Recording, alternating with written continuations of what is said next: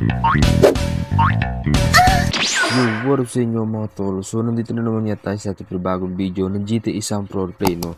At ngayon mga tol, so simpleng tutorial lang naman tayo dahil nga maraming naghahanap. May problema nito sa Discord natin, sa community natin. Mga player naman, dami ko nakikita. So, kung titignan nyo rito mga tol, ayan, ito. So, hindi siya pantay, no? Ayan, no?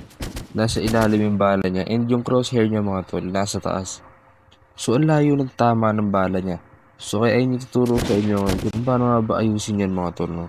Let's go. So, una punta ka sa ating pin comment. So, nandun yung link nito mga tol.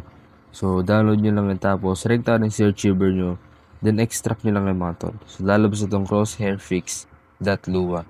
Then, copy lang natin yan or cut. Depende sa inyo. So, kakat ko na lang sa akin. Ayan, punta tayo sa dito. Then, Android. Sa media mga tol, media and ito. Sa monet loader yan. So make sure mga tol, kung gagamitin nyo to is support ang monet loader ng APK nyo, no? Then monet loader. Then paste nyo lang dito mga tol. Yan, paste nyo lang dito. And all goods na mga tol. So balik tayo yung game, papakita ko sa inyo yung pinagkaiba niya pag wala yan, no?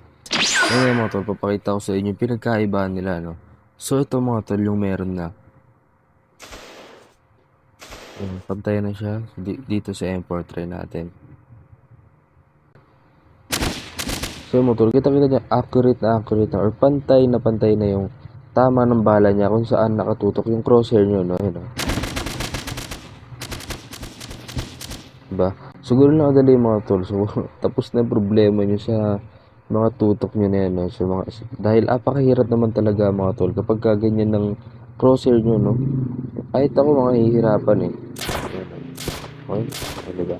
So yun lang mga tol. So kung gusto nyo natin pero bagong video, huwag nyo kalimutan subscribe. Syempre, like and share nyo na rin to. So yun lang mga tol. Peace out.